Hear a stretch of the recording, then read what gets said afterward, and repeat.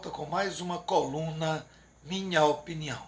E antes de começarmos o nosso papo de hoje, eu quero lembrar a você que a coluna também é publicada no portal de notícias Nordeste 360. Quero também agradecer a cada uma, a forma carinhosa como tem tratado o nosso trabalho, as sugestões de temas, as observações, os comentários que são feitos tanto na coluna lá no portal como aqui no nosso canal. Muito obrigado, de coração, a participação de vocês, isso é importante para o nosso trabalho. A semana foi recheada de notícias e o destaque não poderia deixar de ser o caso Daniel Silveira, condenado pelo Supremo Tribunal e posteriormente recebendo o indulto do presidente da República. Mas não é sobre isso que eu quero conversar com vocês.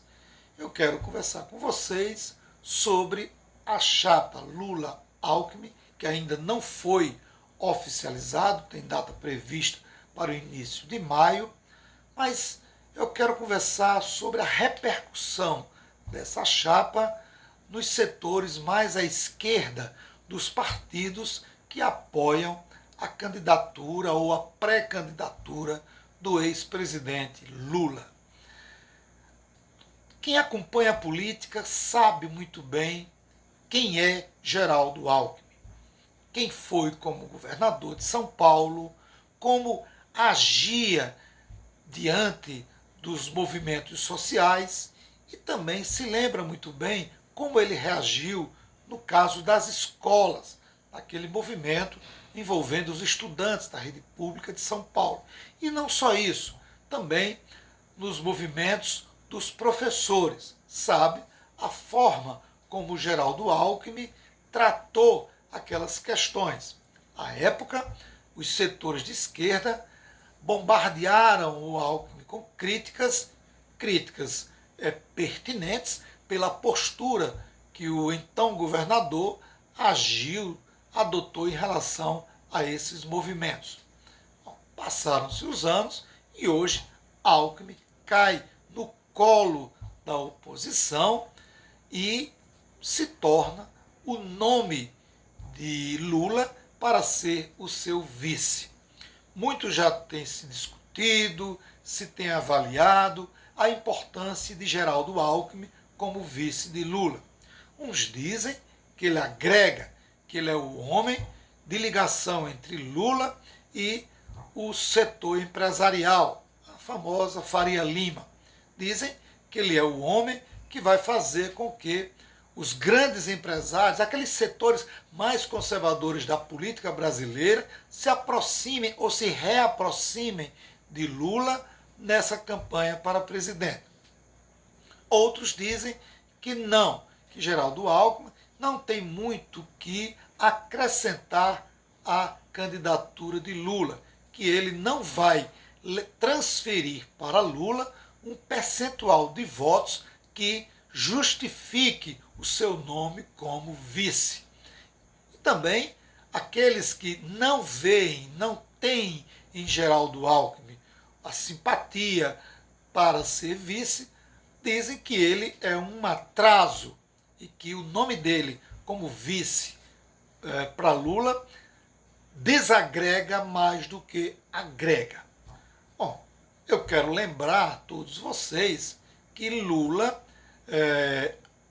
primeiro sabe fazer política como ninguém e tem demonstrado claramente, mesmo antes de ser preso, naquele abuso de poder praticado pela Lava Jato, que é um homem de conciliação, que mesmo passando por todos aqueles problemas envolvendo, ele nunca perdeu o controle da situação. Isso mostrou claramente a maturidade, o amadurecimento do ex-presidente Lula e está conduzindo o processo eleitoral de 2022 com muita sabedoria. Ele pode até não estar sendo coerente para alguns setores mais à esquerda do PT e de outros partidos ditos progressistas. Mas as atitudes que ele tem tomado e as orientações que ele tem dado para os seus liderados nos estados têm demonstrado que o objetivo real do PT e de Lula, principalmente de Lula, é vencer as eleições. Não está em jogo uma mudança radical para o Brasil, como de fato isso nunca aconteceu. E o exemplo disso, podemos pegar o Rio Grande do Norte. Se esses setores mais à esquerda do PT não querem, não admitem, mas terão que engolir o Geraldo Alckmin como vice, como esses setores estão reagindo à decisão de Lula, que foi aceito e está sendo posto em prática pela governadora Fátima Bezerra aqui no Rio Grande do Norte.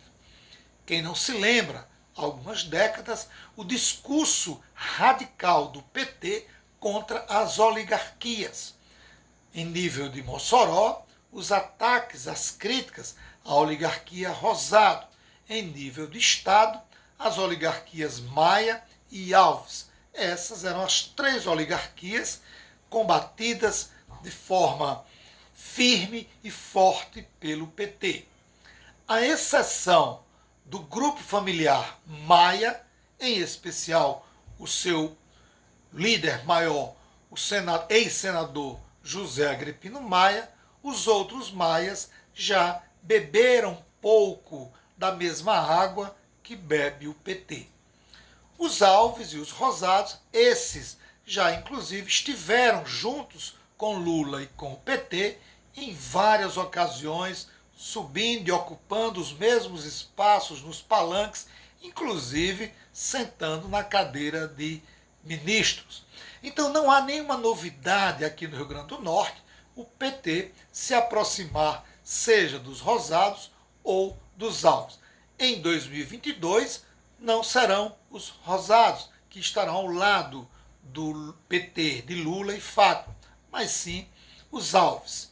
E já foi dito, inclusive, por uma deputada estadual, que a presença dos Alves, em especial do Carlos Eduardo Alves, seria algo que, na opinião dela, inaceitável. Mas houve um fica quieto, que as coisas não se resolvem dessa maneira.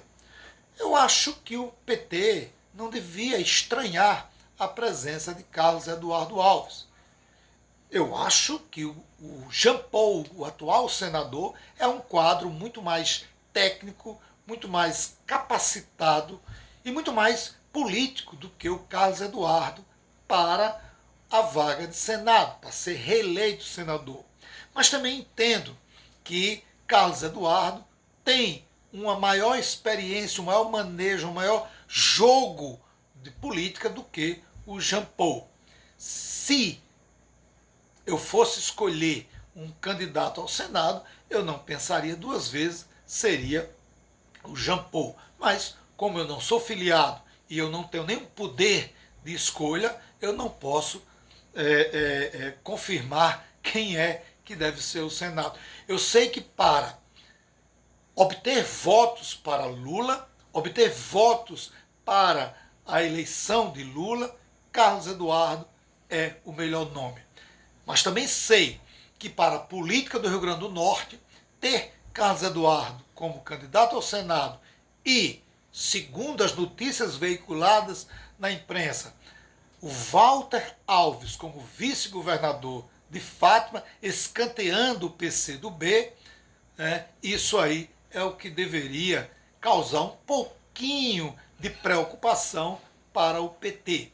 PT que lutou durante anos para chegar ao poder em nível de Estado, chega com a professora Fátima 4 anos atrás e tem grandes chances de se reeleger agora em 2022. Mas aí fica a pergunta: qual o preço que o PT vai pagar tendo Walter Alves como vice-governador e Carlos Eduardo como candidato ao Senado. Será que está em jogo 2026? Será que nós teremos em 2026 os Alves de volta ao poder no governo do Estado? É isso que, ao meu ver, se desenha em 2022. A possibilidade, a grande chance de, em 2026, o PT estar entregando aos Alves o poder no Estado do Rio Grande do Norte, em troca do apoio para a reeleição de Fátima e a eleição do ex-presidente Lula. Então, se você olha para a chapa Lula-Alckmin e critica, você olha para a possível chapa Fátima e Walter Alves e critica, o que é que você, dos setores mais à esquerda, mais radicais do PT, deve fazer? Refletir, porque isso é uma realidade. Goste ou não, é isso que está se desenhando. E se você ficar caladinho, e fizer sua campanha sem muito barulho, sem muita crítica a essas duas chapas, já é de bom tamanho. Você estará prestando um bom serviço para o seu partido e para a candidatura da professora Fátima e a candidatura do ex-presidente Lula. Calma, as coisas nem sempre são como a gente gostaria que fosse.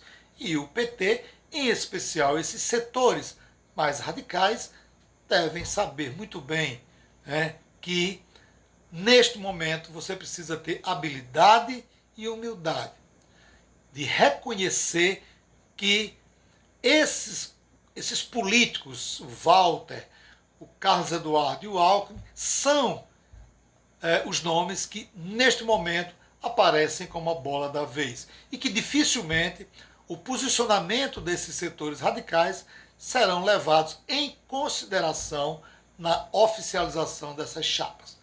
Tenha calma, se vocês derem apenas o voto de vocês e fizer uma campanha caladinho, quem sabe vocês não irão atrapalhar um processo que é muito maior do que o radicalismo de vocês. Eu fico por aqui, peço a você que participe, que dê a sua opinião, porque essa é a minha opinião. Um forte abraço e até o nosso próximo encontro.